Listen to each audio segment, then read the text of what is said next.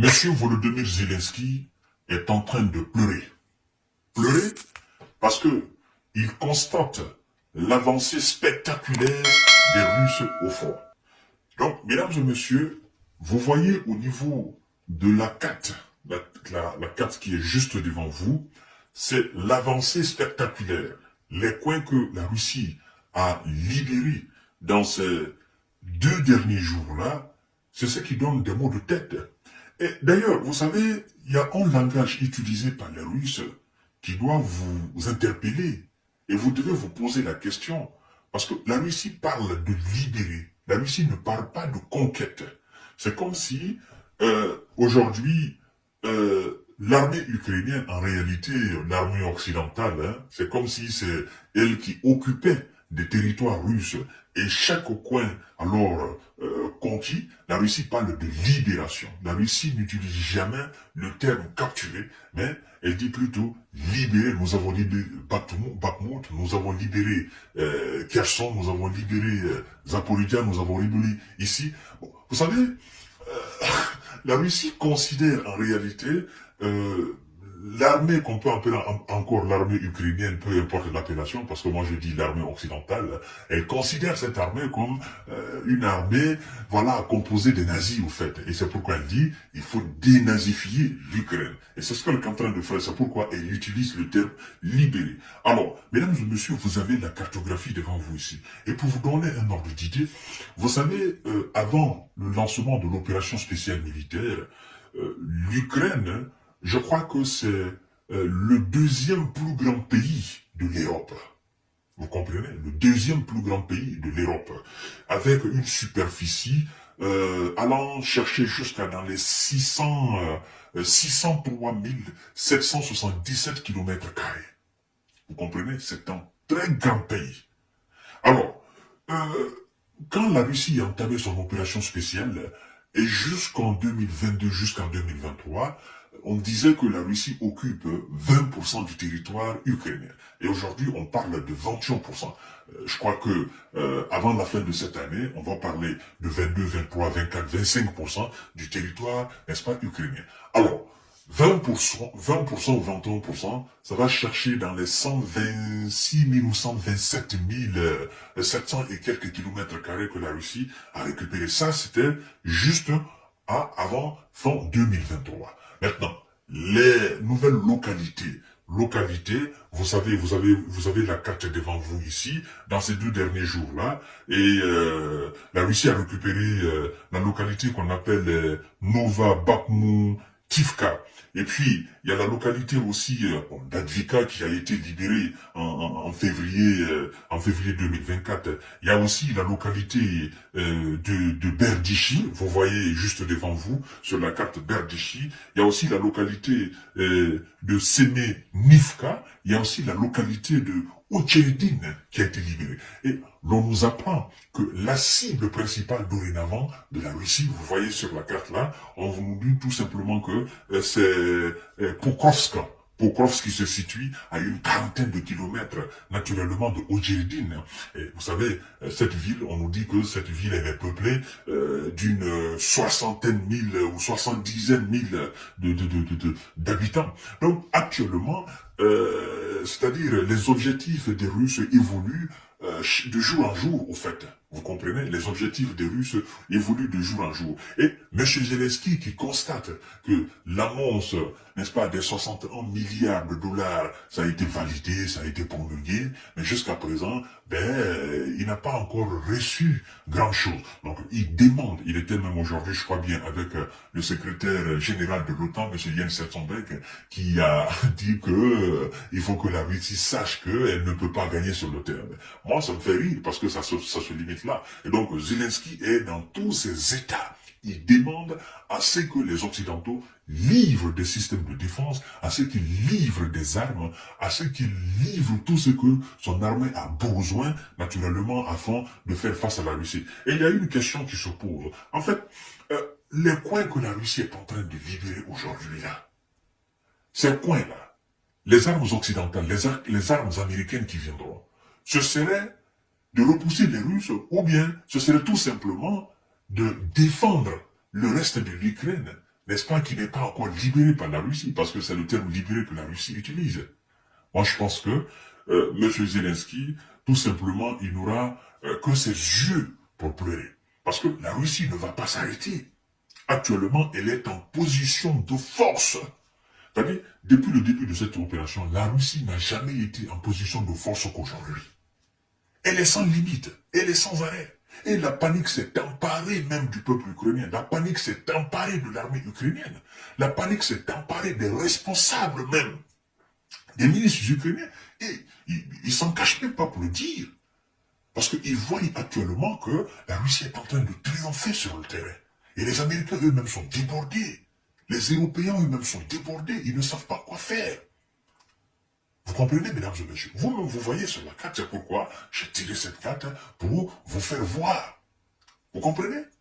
Alors, aujourd'hui, M. Zelensky, vous savez qu'il y a eu, j'ai même pas voulu parler de ça, mais il y a eu une frappe aujourd'hui à Odessa.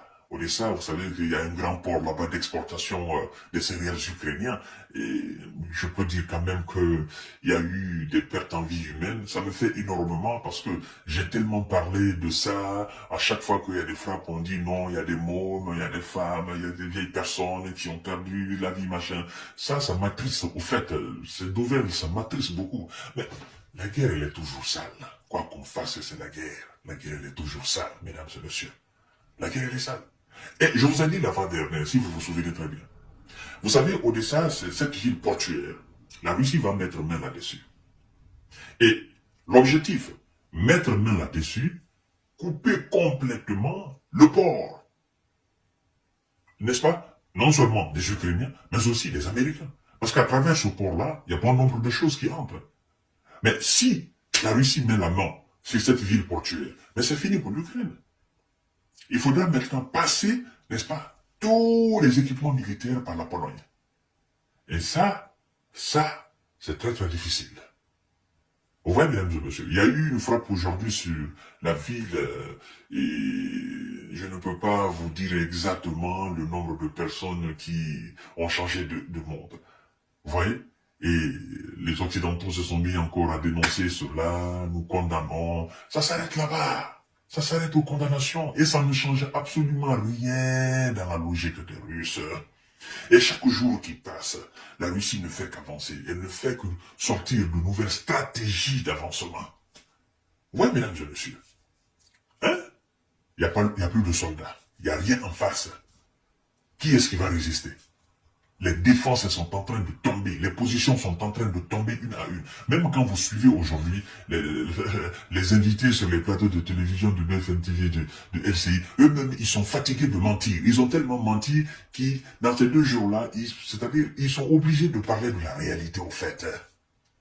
Vous voyez? Quand moi je les suis, ça me fait rire. Je dis, mais vous êtes en train de revenir à la raison. Tout ce que nous avons dit depuis le début, c'est ce que vous êtes en train de vivre là. Ils vont manipuler les informations, mais ils ne peuvent pas, parce que la réalité s'impose, en fait. Et la réalité est que c'est les Russes qui sont en train d'avancer.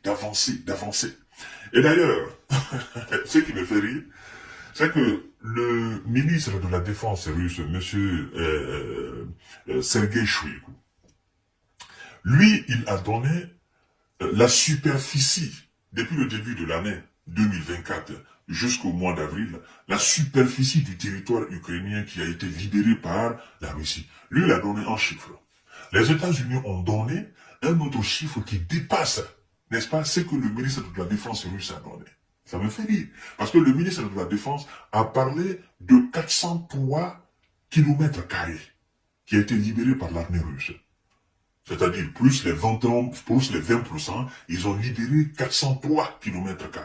Mais les Américains disent que les Russes ont conquis 500 km² du territoire ukrainien, plus les 21 ou les 20%. Vous voyez, eux-mêmes. Et puis, ils se mettent à dire, la Russie est en train de grignoter. Mais c'est dans ces grignotages-là qu'ils sont parvenus à libérer 500 km². On dit souvent que c'est petit à petit que l'oiseau fait son nid. Et voilà ce qui se passe.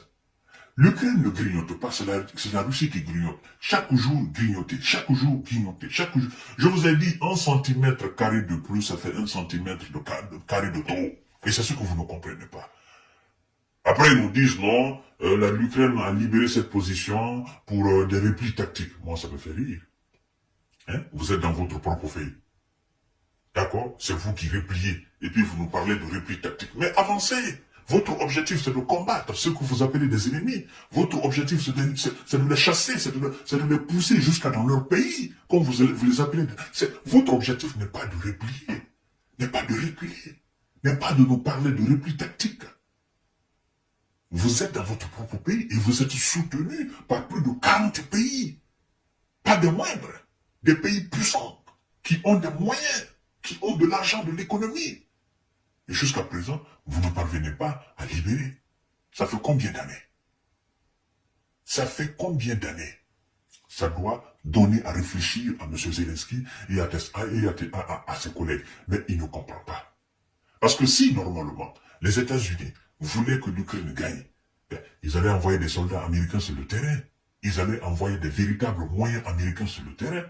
Mais ils ne peuvent pas le faire, parce que faire cela, ce serait déclarer la guerre à la Russie. Et tout ce que les Américains redoutent dans ce monde-là, c'est de s'attaquer à un pays qui a la capacité de frapper l'Amérique sur son propre sol. Je l'ai dit 1000 fois et je vais encore réitérer. La raison principale pour laquelle les États-Unis ne s'attaquent pas à la Corée du Nord, parce qu'ils savent que la Corée du Nord a quelque chose qui la permet de frapper l'Amérique sur son propre sol. Et l'Amérique a peur de ce type de pays-là. C'est pourquoi l'Amérique ne peut jamais déclarer la guerre à la Russie. C'est ça, au fait, le problème. Ils pensent gagner cette affaire par procuration. Ça, c'est impossible. Voilà, mesdames et messieurs, la superficie du territoire qui a été conquis par les Russes au bout, c'est-à-dire depuis le début de l'année 2024 jusqu'à aujourd'hui, on parle de 500 km². Et dans ces 2 jours-ci, la Russie a récupéré une très grande partie de l'Ukraine. Et demain encore, nous aurons d'autres informations. Partagez cette vidéo dans tous les groupes possibles. Abonnez-vous sur cette page, activez la cloche de notification pour ne plus rater mes vidéos. Merci beaucoup.